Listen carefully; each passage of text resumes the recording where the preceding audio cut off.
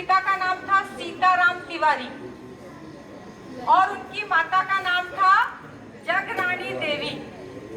लेकिन जब उन्होंने स्वतंत्रता आंदोलन के रंग में रंगना शुरू किया तब उन्होंने अपना पूरा परिचय जो है देश के लिए सर्वस्व कर दिया।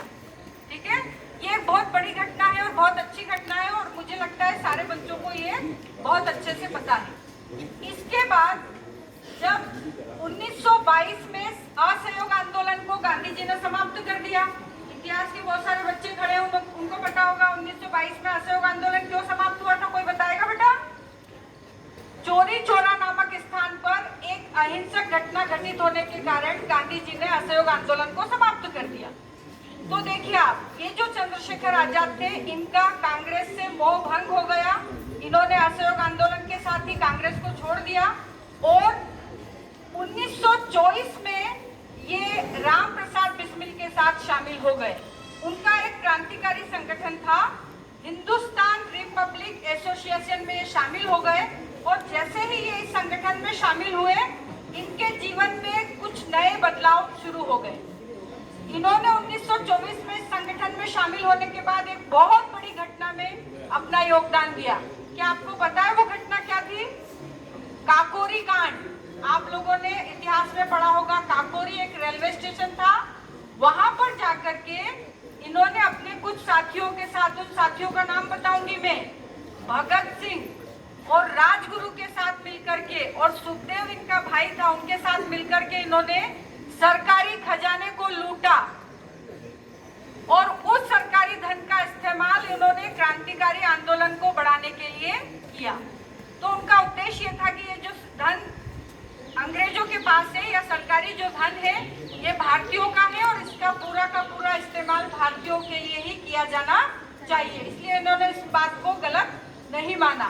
ये जो काकोरी कांड हुआ था, इसमें इनके बहुत सारे साथी पकड़े भी गए और बहुत सारे साथियों को फांसी की सजा भी हुई, लेकिन चंद्रशेखर आजाद ही रहे, वो पकड़े नहीं गए। 1928 में एक बहुत बड़ी घटना हुई। कौन सा सन बता रही हूँ मैं आपको? 1928 में उन्होंने लाला लाजपत राय की मृत्यु का एक अंग्रेज अफसर था सैंडर्स, उसने लाठीचार्ज किया था लाला लाजपत राय के ऊपर। लाला लाजपत राय साइमन कमीशन का विरोध कर रहे थे और उसी दौरान ये जो अंग्रेज अफसर था सैंडर्स, इन्होंने उनको इस बुरी तरीके से लाठी मारी थी कि उनका वहां पर मृत्यु हो गई। उसका बदला लेने के लिए चंद्रशेखर आजाद ने सन 1928 में सैंडर्स को गोली मार करके हत्या कर दी। ठीक है, तो ये उनके जीवन के कुछ महत्वपूर्ण क्षण थे जिन्होंने उनको अमर कर दिया, उनको शहीद कर दिया और स्वतंत्रता संग्राम के इतिहास में उनका नाम स्वर्ण अक्षरों से अंकित कर दिया। अब आपको उनकी मृत्यु का भी सब पता है। कौन सा पार्क था, किसी को पता है? पार्क कौन सा था? इलाहाबाद के अल्फ्रेड पार्क में चंद्रशेखर आजाद अपने दोस्तों के साथ बैठ करके मंत्रणा कर रहे थे। तभी अंग्रेजों ने उनको उस पार्क में घेर लिया, चारों तरफ से गोलीबारी हुई और चंद्रशेखर आजाद ने भी गोलीबारी की और 15 पुलिस वालों को उन्होंने भी खत्म किया। लेकिन जब उनकी पिस्टल में आखिरी गोली बची थी, उस समय उन्होंने उस पिस्टल को रोक दिया। क्यों रोक दिया? क्योंकि अपने मित्रों से उन्होंने एक वादा किया था कि मैं आजाद हूँ और आजाद ही रहूंगा।